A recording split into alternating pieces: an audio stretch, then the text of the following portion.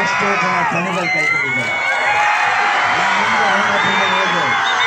Survey ಕೈಗಳಲ್ಲ, ವನಗಳ ಸಾಮ್ರಾಜ್ಯದ ಮೈಲಿಗಳು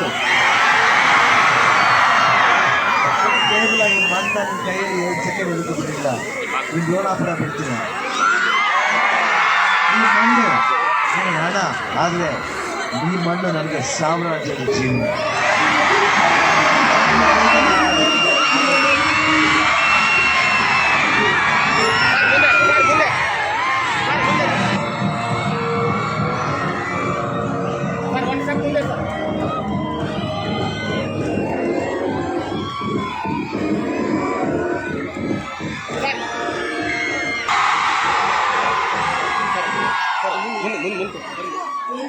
ನಮ್ಮ ಜನತಾ ಶಿಕ್ಷಣ ಸಂಸ್ಥೆಗೆ ಹೆಸರಾಂತ ಚಲನಚಿತ್ರ ನಟರಾದ ಹಾಗೆ ಇವರೊಂದಿಗೆ ಹುಬ್ಬಳ್ಳಿ ಧಾರವಾಡ ಪೊಲೀಸ್ ಕಮಿಷನರ್ ಆದ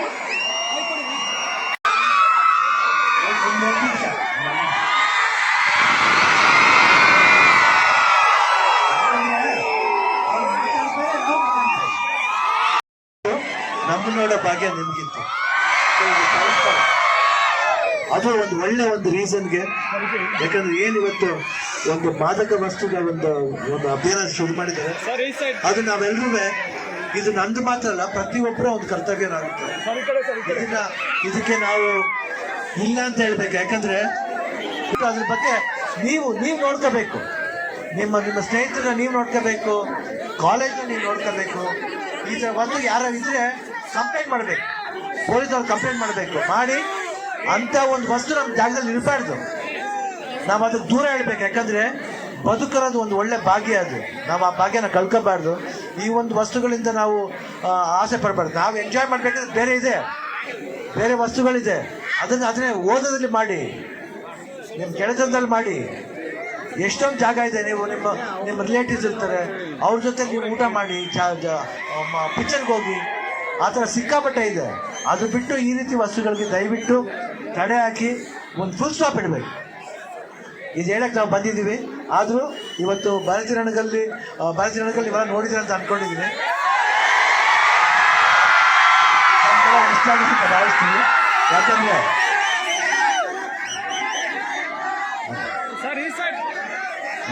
ಹಾಗೂ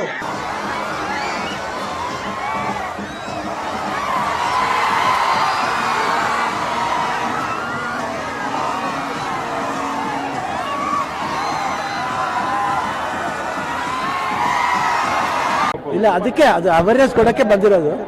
ಬಟ್ ಇದು ನಾವು ಅನಿವಾರ್ಯ. ಇದು ಯಾವುದೋ ಬಂದೆ ಇದಕ್ಕೆ ಬಂದು ಸರ್ ಕಮಿಷನರ್ ಬಂದು ಶಶಿಕುಮಾರ್ ಅವರು ಕೇಳಿದಾಗ, ಇಲ್ಲ ಖಂಡಿತ ಅದನ್ನ ಅವಾಯ್ಡ್ ಮಾಡ್ಬೇಕಂತ, ಅದನ್ನ ನಿಲ್ಲಿಸ್ಬೇಕಂತಾನೆ ನಾವು ಎಲ್ಲರೂ ಪ್ರಯತ್ನವೇ. ಇನ್ನು ಮುಂದೆ ಅದೇನಂತೀವಿ, ಬೇರೆ ಯಾವ್ದಾರ ಒಂದು ಇದ್ರೂ ಒಂದು ಜಾತ ಹೊರಟ್ರು ಇದಕ್ಕೆ ನಾವು ಖಂಡಿತ ಬಂದು ಜಾಯ್ನ್ ಆಗ್ತೀವಿ. ಯಾಕಂದರೆ ಇಂಥ ಇದಕ್ಕೆ ನಾವು ಬರಬೇಕು, ಸಪೋರ್ಟ್ ಮಾಡಬೇಕು. ಯಾಕಂದರೆ ಇಂಥ ವಸ್ತುಗಳು ಇರಬಾರ್ದು. ಯಾಕಂದರೆ ಆ ಸಿನಿಮಾ ಅದು ನಾವು ಫಸ್ಟೇ ಆಗ್ತೀವಿ ಫಿಕ್ಷನ್. ಡೋಂಟ್ ಸೇ ಸಿನಿಮಾ, ಯಾಕೆ ಸಿನಿಮಾ ಅಂತ ಹೇಳ್ಬೇಡಿ. ಸಿನಿಮಾನೇ ಎಲ್ಲದಕ್ಕೂ ದೂಷಿಸ್ತಾರೆ. ಹಿಂಗೆ ಎಂಟರ್ಟೈನ್ಮೆಂಟ್ ಅದನ್ನು ಅವಾಯ್ಡ್ ಮಾಡಿ ಅಂತ ಹೇಳ್ತಾ ಇದ್ದೆ. ಅದಕ್ಕೊಬ್ಬ ಅಧಿಕಾರಿ ನೇಮಿಸ್ತಾರಲ್ವ. ನಾನು ಎಲ್ಲ ಕಡೆ ತುಂಬ ಚೆನ್ನಾಗಿದೆ, ಅದು ನಾವು ಖುಷಿ ಆಗುತ್ತೆ ಆ್ಯಕ್ಚುಲಿ. ಯಾಕಂದರೆ ಒಂದು ಒಳ್ಳೆ ಸಿನಿಮಾ. ಯಾಕಂದರೆ ಇವಾಗ ಥಿಯೇಟ್ರ್ಗಳಿಗೆ ಒಂದು ಇದಿತ್ತು, ಜನ ಬರಲ್ಲ ಅಂತ. ಇವಾಗ 3-4 ಸಿನಿಮಾ ಅಂತ ಎಲ್ಲ ಜನ ಬರ್ತಾ ಇದ್ದಾರೆ. ಅದು ಭಾಳ ಹೆಮ್ಮೆ.